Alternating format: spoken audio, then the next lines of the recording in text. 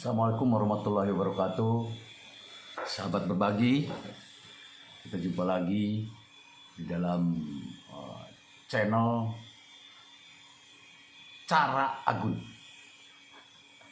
Cara Agun, ya, boleh subscribe, boleh.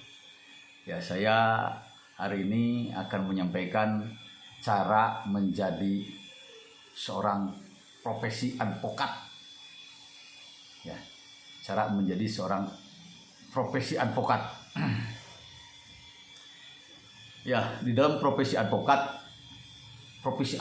itu adalah profesi yang suka diagung-agungkan dan didengung-dengungkan oleh seorang profesi advokat, bahwa advokat itu adalah officium nobile, officium nobile nulisnya, officium nobile, artinya adalah profesi terhormat.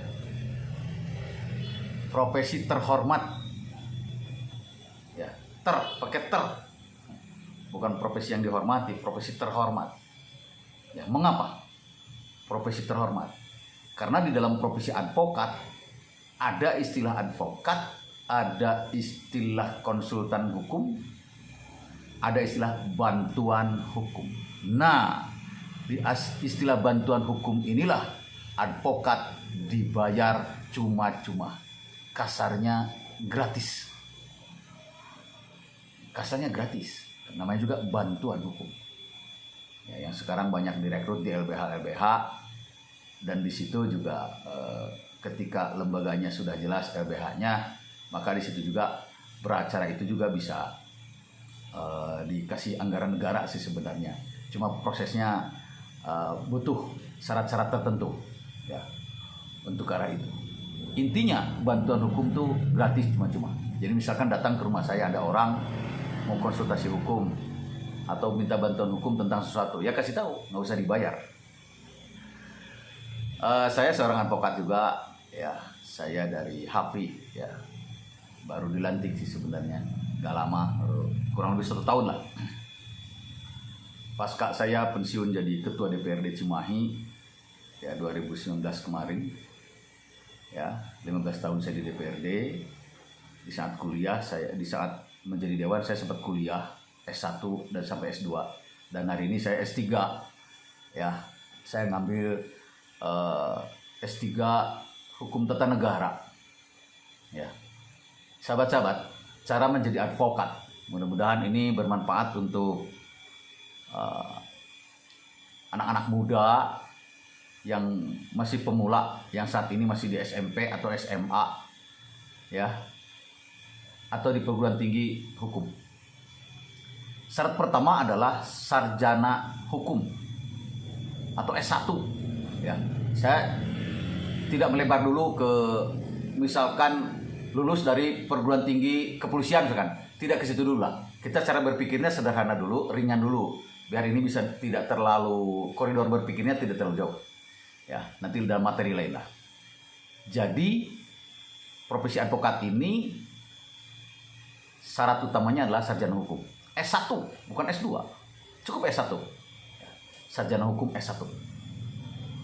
Dari situ kita langsung ikuti pendidikan PKPA, ya, PKPA, pendidikan advokat, ya, PKPA. Biasanya 3 bulan.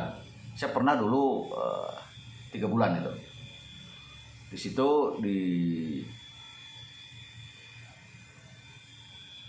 dikerjakan atau apa istilahnya, ya, digagas atau diolah atau didirikan atau diadakan oleh asosiasi advokat, ya. Banyak asosiasi ini kan, ada Peradi, ada AAI, ada HAFI, dan sebagainya. Disitulah 3 bulan lulus. Setelah lulus, untuk menjadi advokat ini belum sampai di situ, harus magang dulu 2 tahun di kantor hukum, di pos bakum, ya. Saya sempat di pos bakum tuh di kota Bandung, ya, pengadilan. Saya juga sempat bincang-bincang di pos bakum Balai Bandung dulu, ya. 2 tahun itu syaratnya, harus magang 2 tahun, beracara ngikut-ngikut. Nah, dari situ UPA, ujian pendidikan advokat, ada ujian lagi sehari, dites bagaimana cara membuat surat kuasa, cara menerima surat kuasa, cara membuat surat klarifikasi, surat undangan, surat somasi, ya, surat gugatan. Nah, belajar di situ dalam ujian itu. Ya. Nah, lulus dari situ, ya, didaftarkanlah oleh asosiasi itu ke pengadilan tinggi setempat. Nah, daftarkan ke pengadilan tinggi setempat. Ya, nunggu pelantikan. Pelantikan itu tidak mudah karena butuh dikumpulkan. Jangan cuma sendiri pelantikannya, ya. Banyak kan. Saya waktu itu ada 50 lah kurang lebih. Nah, pas pelantikan saat ini corona lagi, banyak stop, banyak tertunda, itu resikonya. Ya nggak boleh ngumpul-ngumpul. Ya. Jadi setelah anggaplah proses pelantikan berjalan, ya, pelantikan berjalan, dilantiklah kita oleh pengadilan tinggi. Yang paling penting di situ juga kita menandatangani berita acara sumpah. Ya, ini disebut BAS. Berita acara sumpah. Nah, kita punya berita acara sumpah dari pengadilan tinggi. Dari situ beres dilantik, ya dikasihlah kartu advokat. Dari mana? Dari asosiasi yang memberangkatkan kita ujian di tempat itu.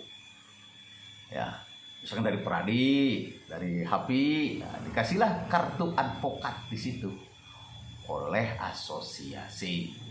Silahkan beracara dimanapun se-Indonesia, bebas. Mau mendirikan di mana silahkan. Di undang-undang advokat, ya, di undang-undang advokat ada nih undang-undang nomor 18 2003. Silakan dicari, dibuka di Google lah ya, advokat. Ya, di situ ketika sudah dilantik di pengadilan tinggi, bebas beracara di mana saja. Ya, mau pakai nama sendiri, mau pakai nama istilah apa, mau pakai nama sendiri plus rekan, silakan, bebas. Nggak harus ada izin-izin lagi, karena sudah diizinkan, dilantik, langsung kita jadi advokat. Ya, di situ kita bisa beracara, di situ bisa menerima surat kuasa, bisa somasi, segala macam. Itulah sekelumit cara simpel yang saya sampaikan biar bisa ditangkap dan diterima oleh para pemula yang baru saat ini di SMA atau di Fakultas Hukum. Ya, silakan. Dan nanti pendalaman lagi di S2, misalkan S2 Hukum dan seterusnya. Ya, kuncinya sahabat-sahabat, ya, kita jadi advokat harus banyak gaul dengan para advokat lagi biar memahami, ya. Ada gaul kerjasama. Kita punya jaringan-jaringan, ya, jaringan-jaringan komunikasi, ya. Di situ di kepolisian, di kejaksaan, di pengadilan, jaringan-jaringan komunikasi, biar kita saling mengenal, saling tahu, dan kita mudah beracara, ya, memahami teknik-teknik beracara ketika kita daftar di pengadilan, ketika daftar banding, kasasi, dan seterusnya. Ya. Kalau menurut saya profesi advokat ini profesi yang memang terhormat betul pada saat itu, officium nobile, dan profesi yang memang pinter, cerdas. Ya, kenapa? Jadi advokat ini dari orang minta didampingi di saat terperiksa, terus ke tersangka, terdakwa, terpidana, narapidana, advokat mengikuti terus. Jadi sebuah kasus diikuti sejak awal sampai ujung akhir. Pinter, jadi bakal bisa dari ilmu awal sampai ilmu akhir, sampai tahu di pengadilan di kondisi seperti apa, sampai masuk ke lembaga pemasyarakatan, mengetahui bagaimana komunikasi dengan kepolisian, di saat penyelidikan dan penyidikan, bagaimana komunikasi dengan kejaksaan di saat penuntutan, bagaimana komunikasi dengan panitera dan pengadilan di saat di situ didakwa atau di sidang, bagaimana kita bisa berkomunikasi dengan lapas karena klien kita anggap sampai ke di penjara misalkan. Nah, kita bakal mengetahui, itulah yang buat kita pinter, membuat kita bisa, ya. Jadi sahabat-sahabat, itu pandangan atau cara menjadi advokat dari versi saya, cara saya menyampaikan sesuai dengan ilmu yang saya miliki, ilmu yang saya dapatkan, dengan bahasa yang ringan saya sampaikan, ya, agar bisa dicerna oleh kelompok-kelompok anak muda milenial yang menginginkan menjadi advokat. Ya, sekali lagi saya sampaikan, mohon maaf barangkali ada hal yang kurang berkenan dari saya. Ya, equality before the law. Ya, semua tidak ada yang kebal terhadap hukum. Ada lagi satu lagi, tegakkan hukum ini walaupun langit akan runtuh, katanya. Fiat justitia ruat coelum.